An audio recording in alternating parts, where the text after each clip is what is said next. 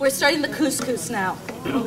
The honey garlic chicken and the couscous require onions, so I'm going to actually do both now. So we're going to put in just a little bit of olive oil. You don't really need a whole lot. And we're just going to soften up some onions. And there's all kinds of onions out there. We're going to be using cooking onions because we want a little bit of that flavor. A nice alternative will be the Maui or the Dahlia onions. You could even use a red onion in this. So the longer that this onion takes, the sweeter it gets and the softer it gets. Is that the onion you're cooking with or just a regular? This is a regular cooking onion. But when you cook with a fry pan that has high sides on it, what you're doing is you're sweating the onions. You're putting more moisture, more steam. And when we get to the chicken, that's the same thing. If you want to have something browned and caramelized, you're going to have the sides of the pan opened up, not up high like this. And when you're looking for fry pans, you want to look for a heavier gauge of metal, something like stainless steel.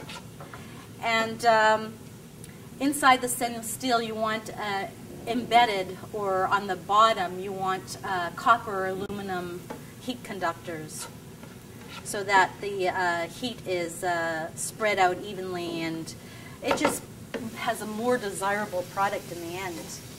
All right, so we're going to take our summer squash. We've got a yellow zucchini here.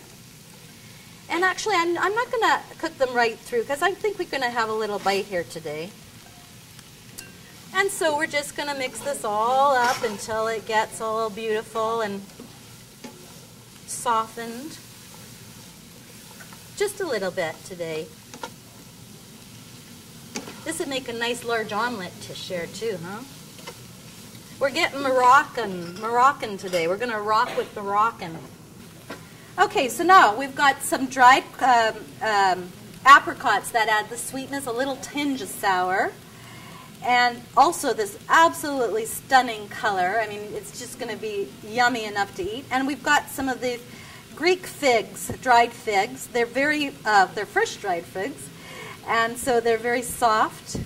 And this is where we're going to get our confetti look. So we've got the beautiful sherbet color of this zucchini. We've got the beautiful apricot and the figs.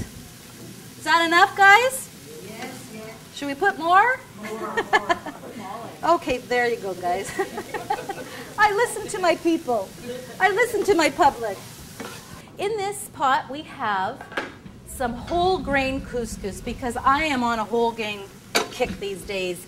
I don't use refined flours very often anymore, except in baking when you're doing baking powder biscuits and different finer baked items. But wherever you can, please use a whole grain product. So this is a whole grain couscous. And people think that couscous is a grain in itself, but it really isn't. It's a pasta. It's a teeny little pasta.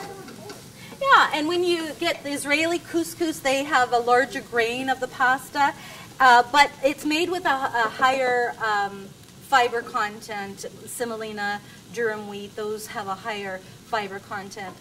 Today we're using a whole wheat, whole grain. So if you want to kick up your fiber content, you got to find that word whole because they kind of trick you sometimes.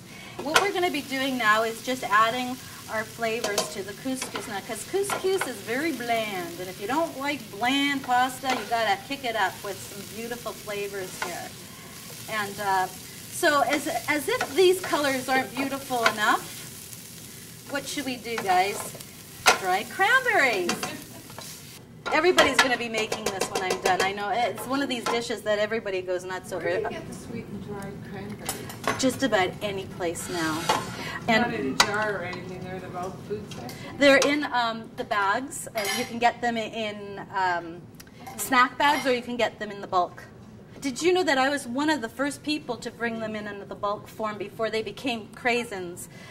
Okay, so what I think this needs is a little bit of green now, and so we're going to add some pepitas, our pumpkin seeds, and we're going to add some green onions. So we've got some green onions, and now it's even prettier. How does that look, guys? Okay, so now what I want to do, I'm going to put in just a little bit of coarse kosher salt, just a little bit, and some freshly ground, what kind of peppercorns? You can get those pretty much at every mass market now too.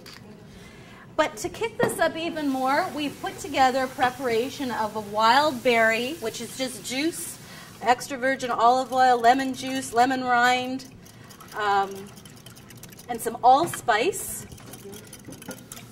Allspice is a berry that was born in the Southern Americas and brought over to Jamaica, who did it much better.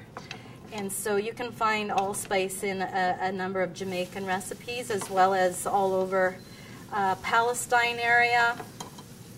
This is smelling like amazing, guys. Now you can put in as much wild berry dressing or as little as you like. This is going to make quite a bit of dressing, so you might have it left over for salad, and you can use this on chicken if you want to baste the chicken. It's a multi-purpose kind of dressing. I'm going to taste it, and then I'm going to put in some parsley. We put parsley on the plates, and if you happen to chew it after you eat dinner, you can get amorous that night if you wish, because it is a natural breath freshener. And we use Italian leaf parsley because it's very flavorful and it's very colorful. Okay, so we've added a little bit of color with the parsley, a little bit of that savory flavor. This would be a full meal with the pepitas and the whole grain couscous. You don't need to, if you're vegetarian, feed this to your family.